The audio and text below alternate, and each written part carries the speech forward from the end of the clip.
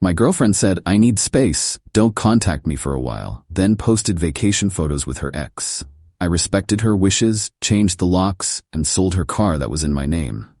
When she returned, her key didn't work and her parking space was empty.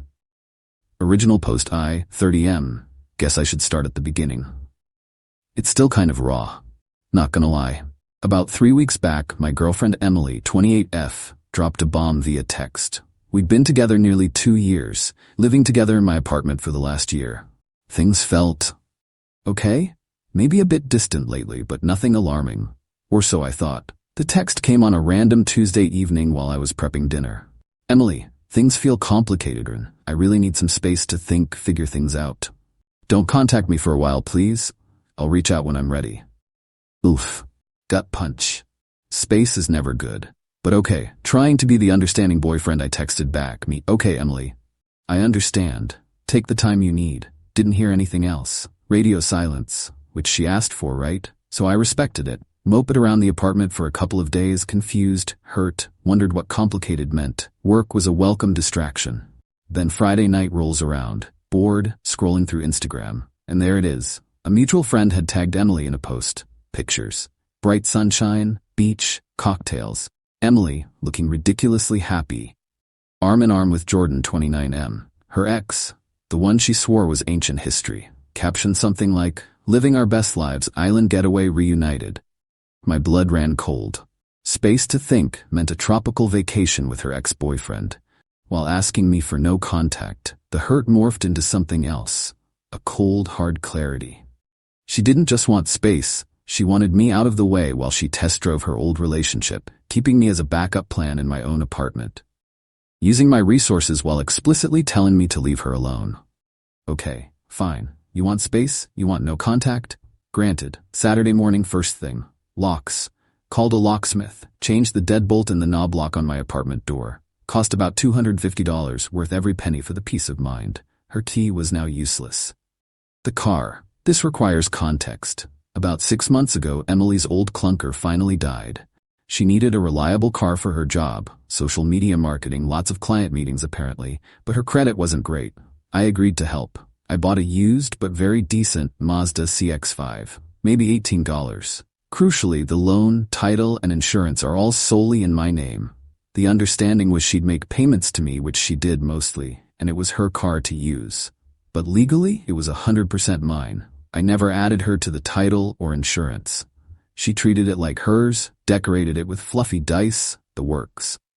I took the spare key, which I always kept, drove it to a trusted dealership nearby that buys used cars. Explained the situation briefly, need to sell, registered owner. They gave it a quick look, offered an initial fair market estimate, around $16,500, pending a full inspection and title check. I agreed to proceed and signed the initial paperwork to start the process. They said it would take a few business days to complete the inspection, finalize the offer, and handle the title transfer.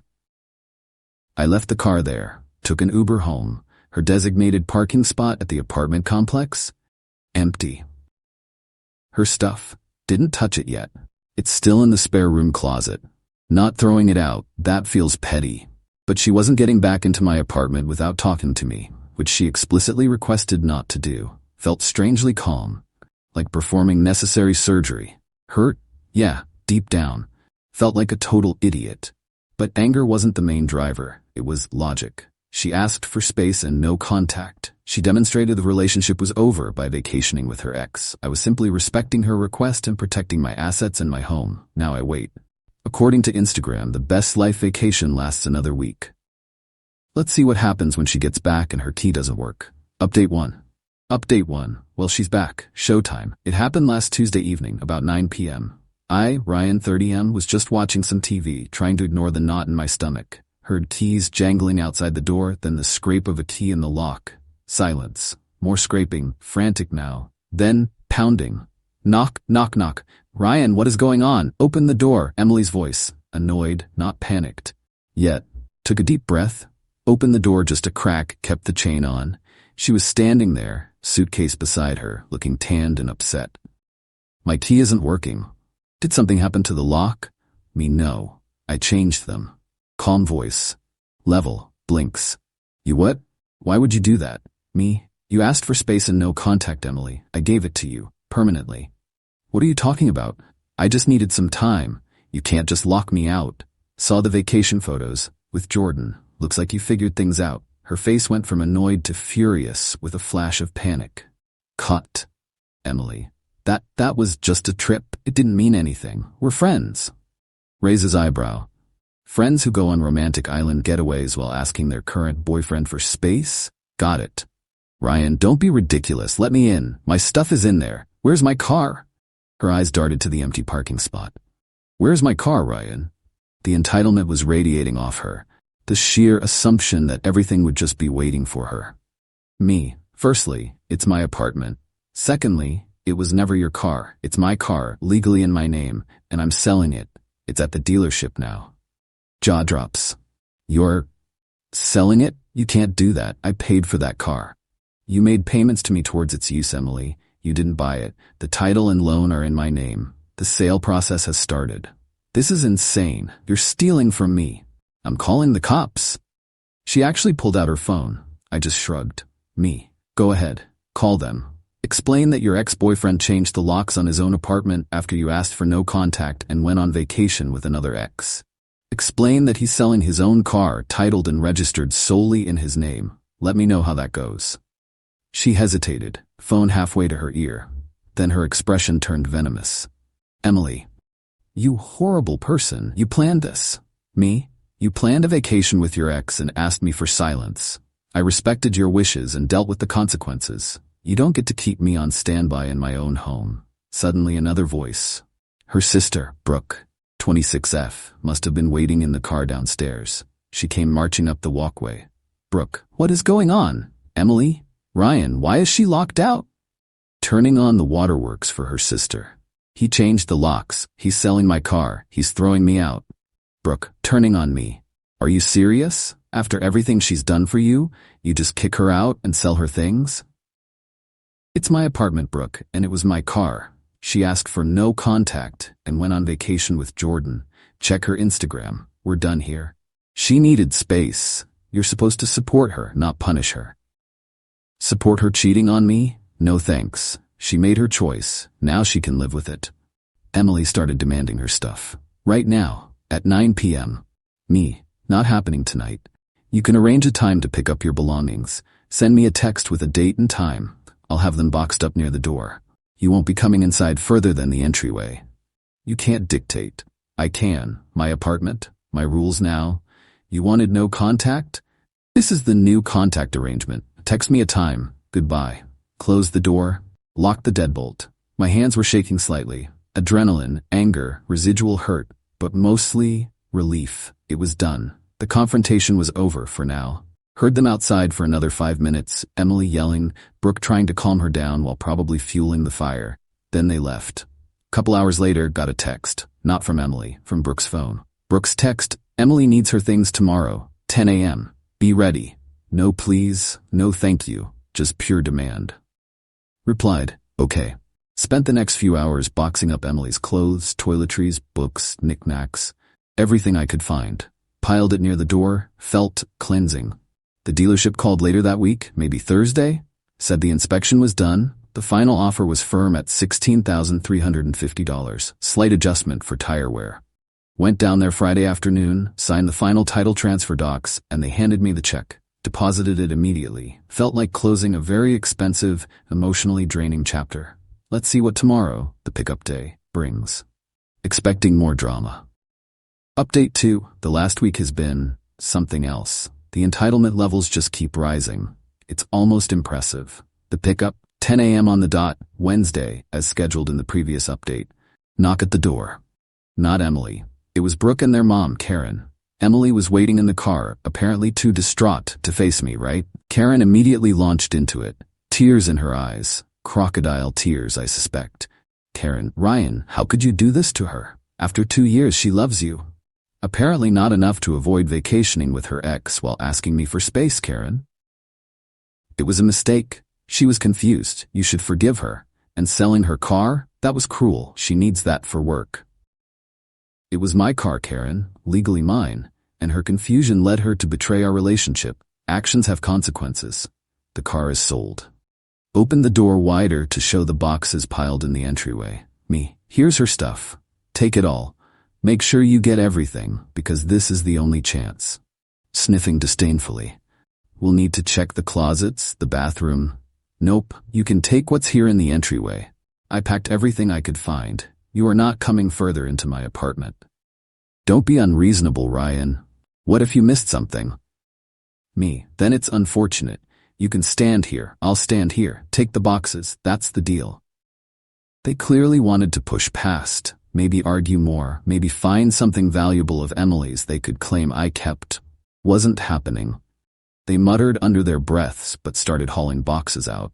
Took them 3 trips, all while Karen kept up a monologue about how heartless I was, how Emily was devastated, how I owed her compensation for the car. I just stood there, didn't engage much, repeated, it was my car, and she ended this like a broken record. The financial demands and smear campaign. Once they left, the text started. Mostly from Emily now, alternating between tearful apologies, I miss you, I made a huge mistake, please take me back, and furious demands. You owe me for the car. That was my money. I'll take you to small claims. I ignored the emotional texts. For the demands, I sent one reply. Me, Emily, the car was legally mine. Title, loan, insurance, all in my name. Your contributions were towards usage for the period you used it. Consider it rent. No further discussion. Then blocked her number. Blocked Brooke, blocked Karen. But it didn't stop. Suddenly some mutual friends started hitting me up. People I knew mostly through Emily. Their tone was accusatory. Dude, heard what you did to Emily. Kinda messed up. Selling her car like that? Cold. She was clearly spinning a sob story, painting me as the villain who randomly kicked her out and took her car out of spite. Conveniently leaving out the vacation with Jordan part, I'm sure. I briefly explained the situation, her text, the ex-vacation, the car legally being mine, to a couple of them I thought might be reasonable. Mixed results. Some got it, some clearly bought her narrative. Whatever. People believe what they want. Dirty trick attempt. Then came the call from my landlord's office yesterday. Apparently, they received an anonymous complaint about recent disturbances and loud arguments coming from my unit's vicinity. Claimed there was shouting and concern about confrontations. My blood ran cold for a second. This felt calculated, trying to get me in trouble. Thankfully, I have a decent relationship with the building manager. I calmly explained, my ex-girlfriend, who was living here but not on the lease, recently moved out after a breakup. There was a brief, loud argument outside my door when she discovered I changed the locks following her request for no contact and subsequent actions. Her family was also here briefly for a supervised pickup of her belongings. There have been no disturbances inside my unit, and she is no longer residing here. The manager seemed to understand. Said they'd note it down, but unless there were further verifiable complaints or actual disturbances, it wouldn't go anywhere. Pretty sure it was Emily or Brooke trying to cause trouble. Low blow. The X Factor got a message request on Instagram from Jordan, didn't open it, just deleted and blocked. Don't need or want to hear anything from him. Probably gloating or trying to stir the pot. My response, honestly, all this entitlement and the dirty tricks just solidify my decision. They aren't making me feel guilty, they're making me feel justified. This isn't just a mistake Emily made. This is who she is and who her enablers, Brooke, Karen, are. The revenge isn't some grand scheme, it's just letting them crash against the wall of reality. Apartment, secure. Lease is solely mine. Complaint went nowhere. Car sold. Money in my account. Legally airtight. Her stuff. Gone. Communication. Blocked on all channels. Any future attempts at contact, especially threats, will go straight to a lawyer for a cease and desist. Already consulted one briefly just to be safe. They confirmed my position on the car and apartment is solid. The constant demands, the victim narrative, the attempt to mess with my housing, it's disappointing. They genuinely believe they can bully and manipulate their way back into the comfortable setup Emily blew up. Newsflash, doesn't work that way. Now, I'm just focusing on cleaning up the mess emotionally. It's tough to realize the person you lived with and cared about is capable of this level of deceit and entitlement. But better to know now. Final update. It's been about 2 months since Emily came back from her little space-seeking trip with Jordan. Things have settled down, mostly because I refused to engage with the drama after that last update. Wanted to share the final resolution. The smear campaign continued for a bit. Lost a few superficial mutual friends who bought Emily's sob story. Honestly, good riddance. Anyone who takes her side without hearing the full story isn't someone I need in my life anyway. My real friends, the ones who knew me before Emily, were solid. They heard my side, saw the blatant disrespect, and supported me 100%. Emily apparently tried to escalate things legally, sort of. I got a vaguely threatening letter from some budget lawyer she must have scraped funds together for, demanding $10,000 for the value of her contributions to the car and emotional distress. It was full of typos and legal nonsense. My response? Had the lawyer I consulted send back a very formal, very concise letter. It included copies of the car title, loan agreement, and insurance policy, all solely in my name. A reminder that her contributions were for usage depreciation during the time she drove it, essentially rent, and she actually owed money if calculated per mile based on standard rates. A bluff, but made the point. A copy of her original "I need space, don't contact me" text. Screen grabs of the vacation photos with Jordan, timestamped public posts. A warning that any further unsubstantiated claims or harassment would result in me seeking legal fees and filing for a restraining order based on her previous attempts to cause issues with my landlord. Total silence after that. Her budget lawyer probably told her she had zero case and dropped her. Paying for a real legal battle was never an option for her, especially without my financial backing. Heard through the grapevine, a friend who still has minimal contact with one of Emily's less intense friends. What happened next? Emily crashed with Brooke for a while, which apparently caused massive friction because Emily expected Brooke to basically fund her life and didn't lift a finger. Shocking. Jordan? Predictably, he vanished once the vacation was over and reality set in. He wasn't interested in supporting her or dealing with her drama long term. He got his fun trip, end of story. She apparently tried guilt-tripping her parents, Karen, for money, probably with some success, but they couldn't bankroll her old lifestyle indefinitely. Last I heard, she had to move back to her hometown, living with her parents again. She's apparently complaining constantly about how unfair life is and how I ruined everything for her. Zero self-awareness, zero remorse, just pure uncut entitlement and victim mentality. The best part? The sweet, sweet sound of silence. No more demands, no more drama, no more Emily. My apartment feels like mine again. I actually repainted the living room last weekend, got rid of some of the furniture she picked out. Reclaiming the space feels good. The revenge wasn't loud or explosive, it was quiet and methodical. It was simply respecting her request for no contact and letting the logical consequences of her actions play out fully. She wanted space? She got an infinite amount of it. She prioritized a fling with her ex? She got to deal with the fallout alone. She took my support, apartment, car, for granted. She lost it the second she broke the trust it was built on. Selling the car she thought was hers, the car that was her status symbol, while she was literally sunning herself with another guy? Yeah, okay. That part felt truly satisfying. Not gonna lie. That empty parking space when she got back? Chef's kiss. That's the consequence hitting hard and visibly. She didn't just lose a boyfriend. She lost the comfortable life she assumed was her right, funded by me. It cost me emotionally, yeah. Took time to process the betrayal, but I handled it logically, protected myself, and refused to be a doormat. She thought she could play games, keep me dangling. She miscalculated badly. She faced the direct, unavoidable consequences of her own choices, and her entitlement couldn't shield her. That's the most satisfying outcome I could ask for. Good riddance to Emily. Time to really move on.